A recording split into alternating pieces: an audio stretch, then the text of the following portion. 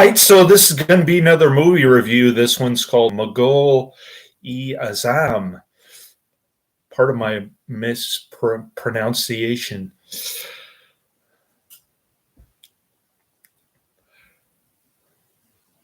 (1960). I'm giving it 4 out of 5 stars. I thought it was pretty decent. I thought I was going to hate this flick, but I started to grow on me. It's very long. It's almost like a roadshow film, like Gandhi or Gone with the Wind. It's Indian epic historical drama film. And the development began in 1944. It's about Emperor Akbar, 1556 to 1605. The production was plagued by delays and financial uncertainty.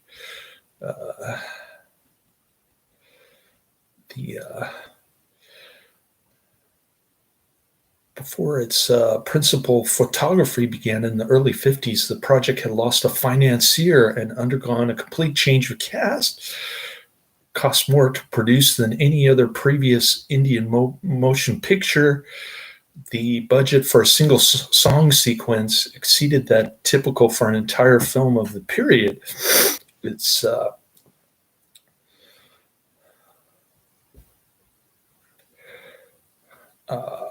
It broke box office records in India, became the highest grossing Indian film of all time, a distinction it held for 15 years adjusted for inflation. It may still be the highest grossing Indian film of all time. I guess they don't know. I'm reading off the Wikipedia page here. The extremely attractive actress Madhubala earned a nomination for the Filmfare Award for Best Actress. What is Filmfare Award? Hindi film. I guess it's the Indian equivalent of the Academy Awards. Anyways, she was good. I wish I could have seen more of her. I didn't know she had body hair, hairy armpits, or hairy legs. I couldn't tell by the clothing she was wearing. And I got the digitally colorized version. In other words, Ted Turner's Crayola crayon. It looked terrible.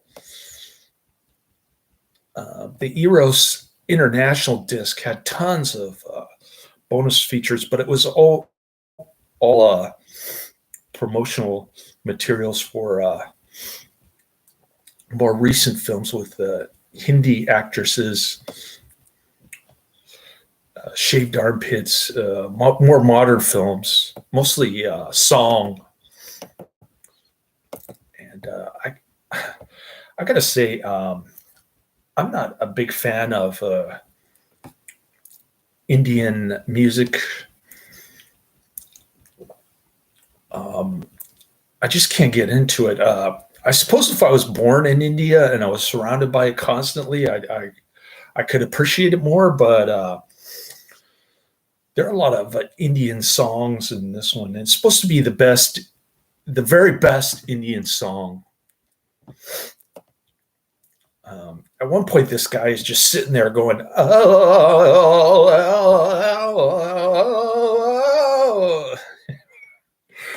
Okay. I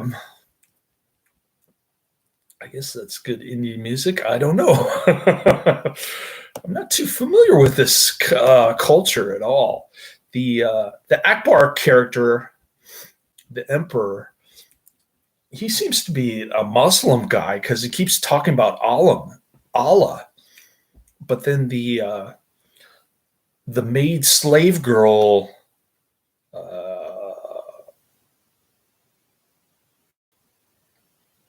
court dancer, she keeps talking about Hare Krishna. So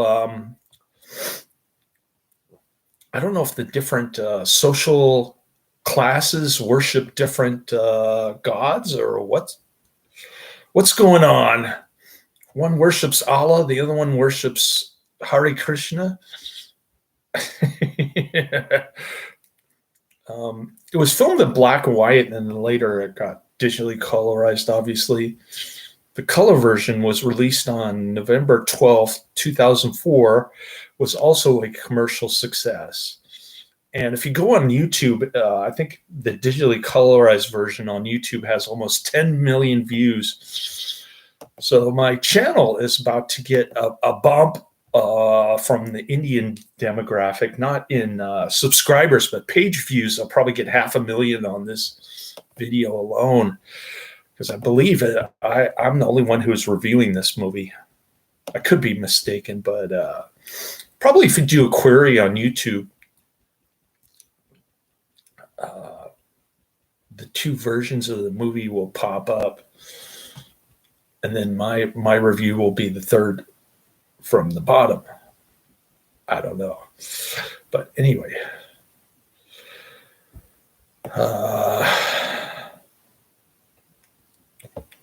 What else? Okay.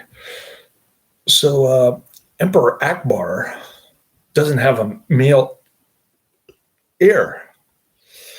So he goes to a shrine to pay that his wife will give birth to a son. Then a maid brings the emperor news of his son's birth. He's overjoyed that his prayers were answered.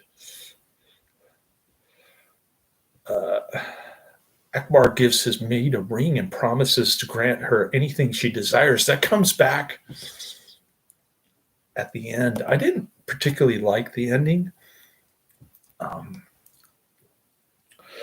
But I liked how the young prince is kind of a rebellious streak in him. My mother used to say India had this evil caste system that had been handed down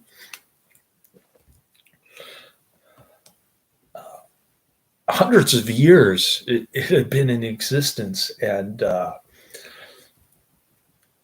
she didn't like it because it wasn't egalitarian enough for her, but she accepted it because it was part of Indian culture. I didn't really understand what she was trying to tell me. I guess she thought India was a great place, but they had this evil caste system that they couldn't get rid of. And it was so ingrained in their culture that maybe it wasn't a bad thing. I don't know. I don't know what my mother was thinking when she kept telling me about Indian caste system. But anyway,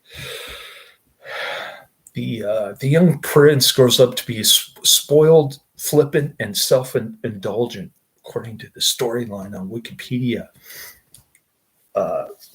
So his father kind of punishes him by sending him off to war. Kind of like my former coworker, when he was a bad boy, his father would send him off to Singapore. My Chinese coworker. Anyways,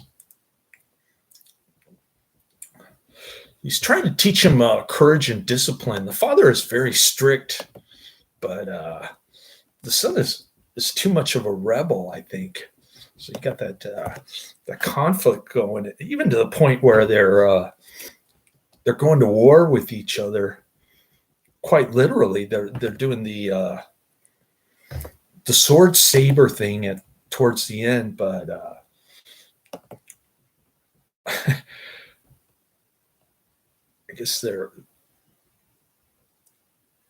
riding horses. But at one point, Akbar is riding an elephant with a lot of garb. The production is very lavish and expensive looking. Anyways, The war scene didn't really impress me either, but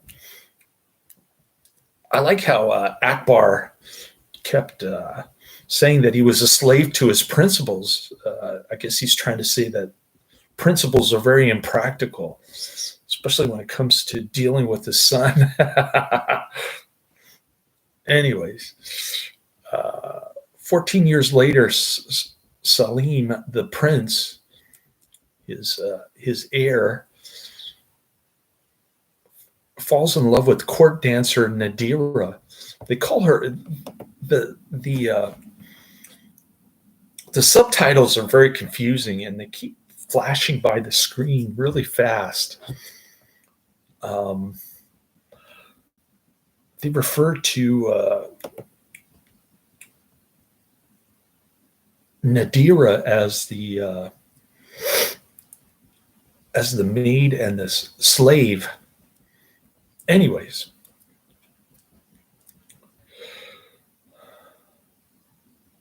the emperor renamed her Anakali, meaning pomegranate blossom. Not sure why, but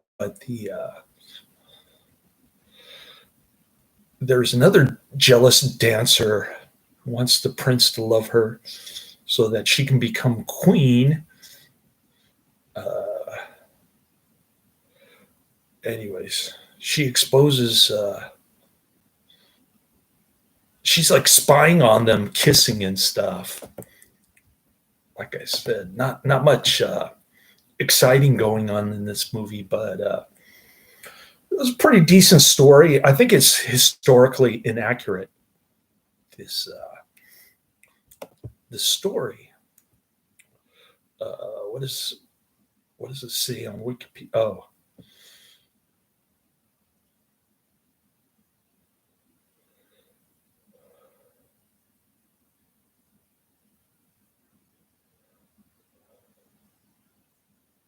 Anyways.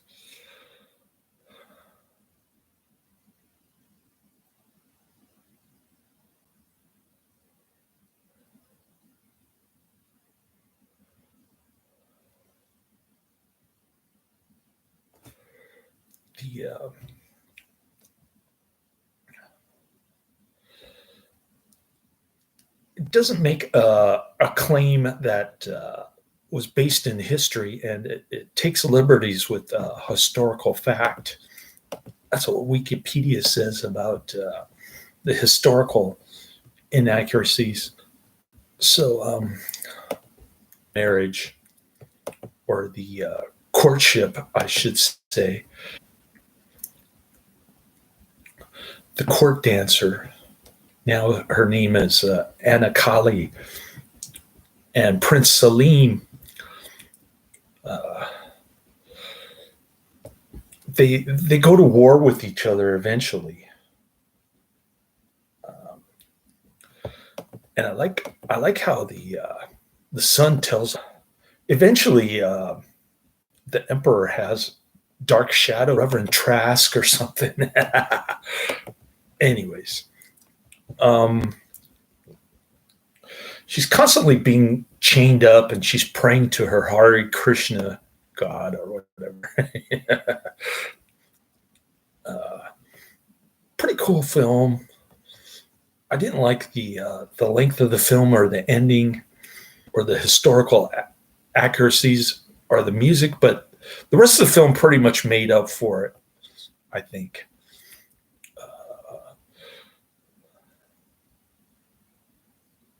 The tickets, the most expensive for a Bollywood film at the time, were dockets containing text, photos, and trivia about the film, and are now considered collector's items. They sold for 100 Indian money, 21 US dollars, or 31 cents US dollars. Wow. That's quite an expensive movie ticket. I love Madhubala. She's very attractive. If I was alive back then, I would have fallen in love with her too. I would have been like the Prince guy. I was rooting for him, but the ending was disappointing, in my opinion.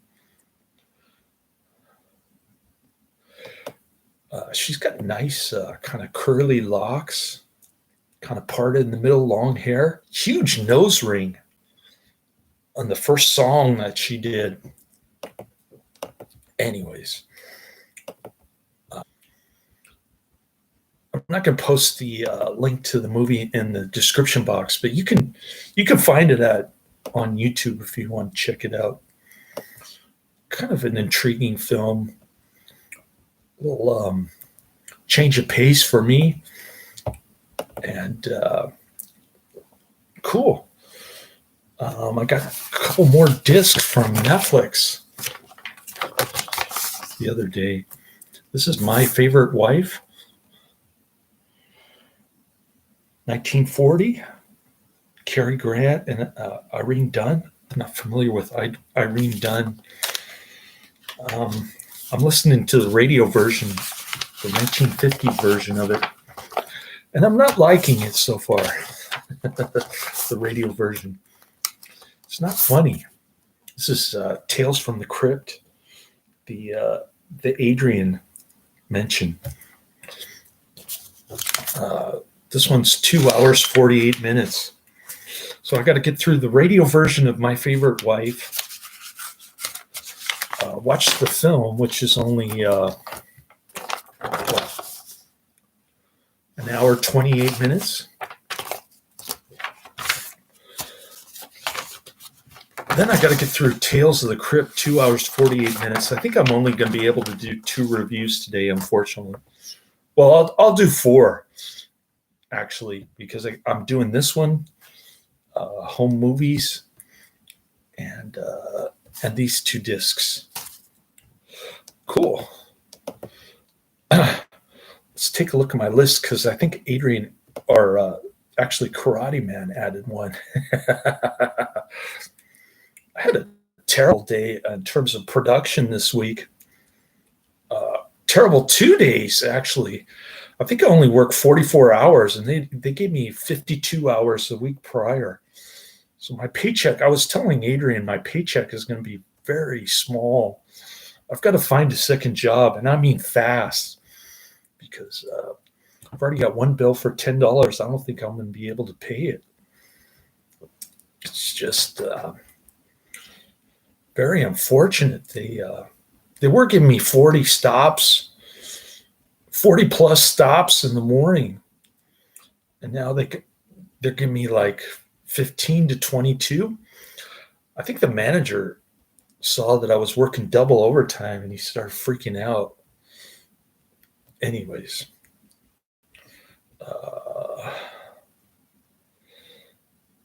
what do I got here? I've got Simon King of Witches, which I'm almost done. I think I'm going to give that one 3 out of 5 stars. I don't know. I had mixed feelings about it. Jack the Ripper, 1976. Skyscraper, 1995. To Be the Best, 1993. Deathmatch, 1994. The Uncanny, 1977. This Is Not a Test, 1962.